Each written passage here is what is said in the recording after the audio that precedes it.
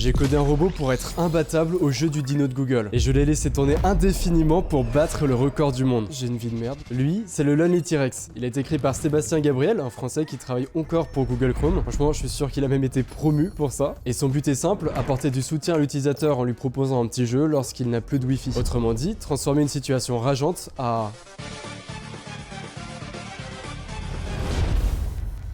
En plus, cette idée pour Sébastien, ça lui est venu un peu sur un coup de tête. À la base, son but, c'était juste de rendre les pages d'erreur du navigateur un peu plus attrayantes. Et il s'est dit que ça serait rigolo de mettre un T-Rex pour évoquer un retour à la préhistoire quand on n'a plus de Wi-Fi. Ouais, la métaphore est assez vraie aujourd'hui. Il a décrit son idée, il a envoyé ce mail à son responsable. Le concept a été validé en 5 minutes. C'est son projet chez Google qui a été validé le plus rapidement. L'avantage qu'on a dans notre challenge, c'est que le jeu est relativement simple. Vous appuyez sur espace, un T-Rex se met à courir, des cactus et des oiseaux sont sur votre chemin, vous devez les éviter en sautant ou en vous accroupissant, et la vitesse augmente avec le temps. C'est tellement simple que même votre petit frère de 5 ans et demi qui a plus accès à internet parce que maman a mis une limite de connexion à partir de 21h peut y jouer. Après en même temps il peut pas jouer à grand chose d'autre hors connexion. Mais donc imaginez l'efficacité d'un robot avec un truc aussi simple. Mais avant ça, laissez-moi vous parler d'un jeu qui va vous donner un petit peu plus de sensations fortes que le jeu du dino. Beaucoup plus de sensations fortes. Il s'agit de War Thunder, un jeu d'action épique multijoueur complètement gratuit et disponible sur PC, PlayStation, Xbox et Mac. Dans ce jeu, pas de petits dinos, mais tout simplement des chars, des avions, des bateaux, des hélicoptères, tout un tas de véhicules que vous allez pouvoir piloter pour devenir le meilleur de la guerre. Ce que vous allez kiffer dans le jeu, c'est qu'il est réellement immersif. Les graphismes sont poussés au maximum, la physique a été vraiment travaillée et même les maps sont gigantesques. En plus, vous retrouvez des technologies militaires modernes comme des écrans de fumée, des drones ou des frappes nucléaires. Ouais, ça c'est assez pété. Une autre particularité, c'est qu'il n'y a pas de barre de vie. Tout est basé sur la physique. Si vous tirez sur le réservoir d'un avion, par exemple, bah il va s'enflammer. En plus, le jeu a des mises à jour régulières comme la toute dernière, la mage Dance of Dragons. Dedans, vous allez pouvoir découvrir de nouveaux véhicules modernes comme des navires de combat français, un avion d'attaque américain, le A-10 Thunderbolt 2, et 2 top tiers avions de chasse chinois, le J-10A et le JF-17. Non, c'est pas des codes Wi-Fi, c'est des véritables appareils qui ont été reproduits de manière réaliste. Téléchargez War Thunder gratuitement avec mon lien dans la description et petit cadeau pour vous, si vous êtes nouveau ou que vous n'avez pas joué depuis plus de 6 mois, vous allez obtenir tous les avantages que vous voyez actuellement à l'écran. Donc c'est vraiment l'occasion de vous y mettre. Et merci à eux d'avoir sponsorisé cette vidéo. On va lancer le jeu et j'ai même une petite astuce pour ça, vous n'êtes pas obligé de pas avoir de connexion, vous pouvez juste écrire jeu du dino dans votre barre de recherche et cliquer là-dessus et vous arriverez sur une URL interne à Chrome pour pouvoir jouer. La première étape, c'est de réussir à détecter quand un cactus arrive vers le dino. Pour donner une vue à notre robot, je vais reprendre la technique que j'ai utilisée pour mon bot d'échecs, prendre une photo de mon écran, c'est-à-dire un screen, qu'on va ensuite analyser. Le jeu du dino, on appelle ça un jeu à défilement horizontal. En gros, on va donner l'illusion que le personnage se déplace alors que c'est seulement l'arrière-plan qui va se déplacer. Le personnage, lui, ne bouge pas d'un poil. L'avantage de ça, c'est que les obstacles vont passer toujours par les mêmes endroits. Genre, il n'y a pas de cactus qui va arriver de en haut, derrière ou autre. On va donc reprendre notre screen et on va lire à chaque fois la couleur du pixel qui est situé ici pour détecter un obstacle, c'est-à-dire à ces coordonnées sur le screen. Ça sera toujours les mêmes coordonnées, donc j'ai pris une position qui est assez proche du dinosaure pour qu'il ait le temps de sauter quand il détecte un obstacle. Et la hauteur aussi, je l'ai pas choisi au hasard, c'est la hauteur parfaite pour détecter toutes les tailles de cactus possibles. Regardez, si je les superpose, ils touchent tous ce pixel. Maintenant, pour savoir s'il y a un obstacle, on va regarder la couleur. Si c'est blanc, il n'y a rien, on fait rien. Et si c'est gris, c'est un obstacle. C'est le cas ici. Niveau code, ça donne ça. C'est aussi minimaliste que le jeu, pour l'instant. Mais vous n'êtes pas sans savoir que la vue, c'est un enchaînement d'images. Donc si on veut reconstituer une vue en temps réel pour notre robot, il faut qu'on crée une boucle qui va prendre plein de screens à la suite. Le problème, c'est qu'à chaque fois qu'on prend un screen, on doit l'analyser. Et donc si on en prend trop à la fois, le PC va mettre trop de temps à tout analyser et il fera sauter le dino en retard. Il faut donc qu'on arrive à trouver la vitesse d'obturation optimale. Pour ça, on va regarder les screens qui sont pris avec différents paramètres de vitesse pour voir concrètement ce que le robot voit. Je vais vous montrer 3 scénarios. Voici le premier, le deuxième et le troisième. On voit que sur les différents scénarios, il y en a où les obstacles ne passent pas par le pixel qu'on traque. Donc là, on voit que le troisième, c'est le scénario le plus optimal. Alors, je pourrais choisir une vitesse encore plus grande, mais je sais que mon PC ne sera pas assez puissant. Du coup, j'ai une autre stratégie pour être vraiment sûr de pas passer à côté d'obstacles, même quand la vitesse du jeu augmentera. Je vais modifier le programme pour que quand j'analyse un pixel, j'analyse en réalité une zone horizontale de plusieurs pixels à la fois. Ça donnerait ce résultat, et on voit que les obstacles seront bien tous détectés. Et l'étape logique ensuite, c'est de simuler l'appui sur la touche espace lorsqu'il détecte un obstacle. On ajoute donc cette fonction. Ok, là ça m'a l'air parfait. On va maintenant pouvoir lancer notre prototype en conditions réelles. Bon, vous vous doutez que ça sera pas aussi simple, hein, mais surtout vu le peu de lignes qu'on a mis pour l'instant.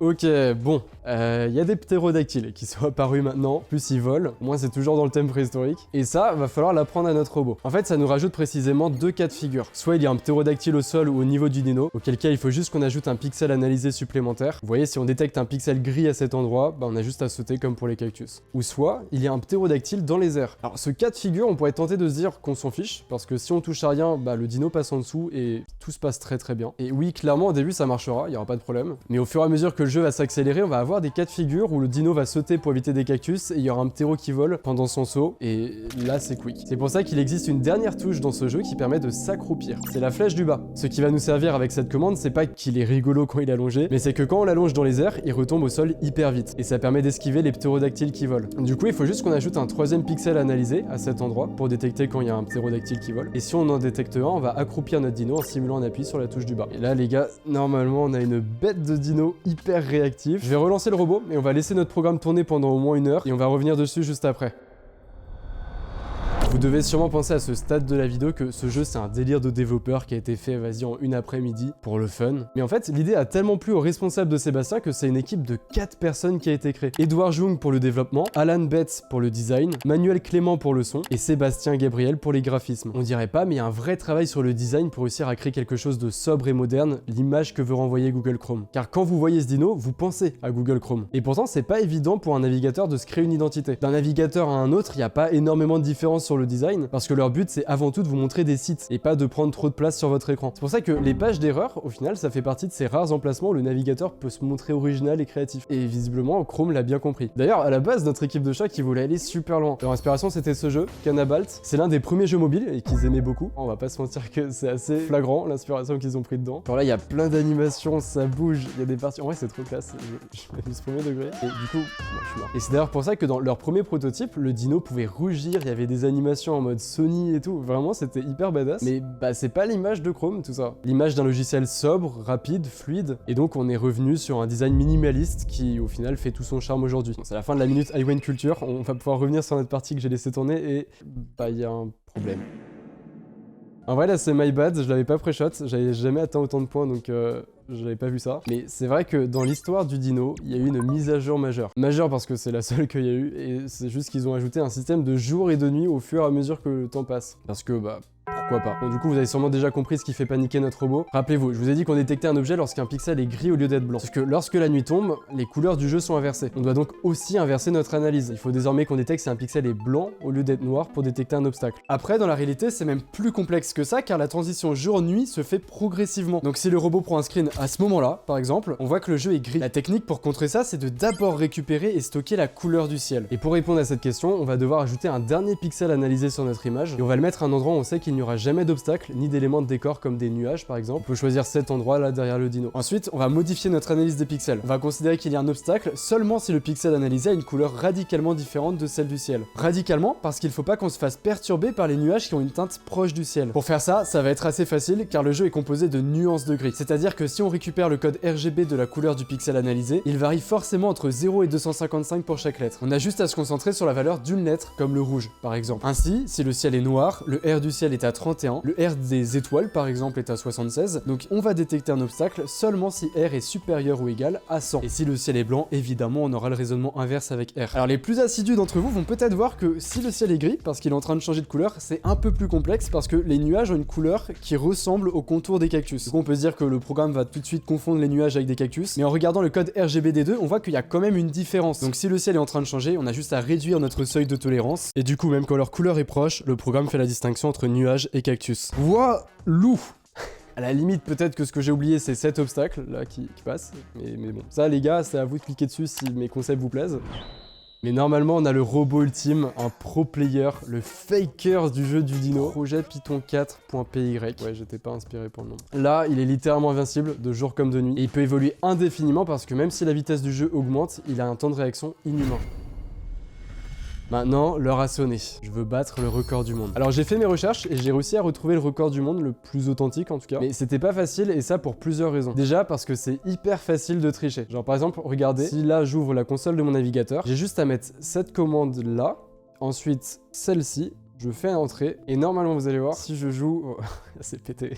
Ouais, j'ai rien à faire quoi, c'est un dinosaure invincible. Donc bah là oui, je peux faire le record du monde. Un autre problème aussi, c'est parce que par exemple si vous êtes sur mobile, le dinosaure va être plus lent pour s'adapter à la taille de votre écran. Donc en fonction de vos appareils, vous êtes plus ou moins avantagé. Mais perdez pas espoir, c'est là que le site dinosaurgame.net entre en jeu. Ce site il vient résoudre tous les problèmes que je viens de vous citer un par un. En fait ils ont recodé le jeu du dinosaure à l'identique, mais numéro 1, on ne peut pas entrer de commande pour être invincible. Numéro 2, tout le monde a la même vitesse. Et numéro 3, le score possible est illimité. Grâce à ça, ça leur permet de créer un vrai classement en temps réel des meilleurs scores des joueurs du monde entier. Il y a même un classement par pays, en points accumulés. Et bah, en vrai, la France, ouais, c'est cool, on n'est pas les plus gros chômeurs. Au moment où je vous parle, le classement des joueurs individuels, c'est celui-ci. Et on voit que le score à battre est de 1 878 012. Du coup, mon idée, c'est de lancer une instance sur une machine virtuelle pour jouer mon script en continu, sans que j'ai besoin d'être présent. C'est juste que ça va potentiellement prendre des semaines, j'imagine. Mais vous inquiétez pas, je vais pas vous laisser sur votre faim comme ça. Ce que vous voyez actuellement à l'écran, c'est un timelapse de comment j'ai terminé le jeu normal avec le score limité à 99 999. Vous allez donc pouvoir découvrir avec moi ce qu'il se passe à la fin du vrai jeu. Mais sachez qu'au moment où vous regardez cette vidéo, mon script sur Dinosaur Game est toujours en train de tourner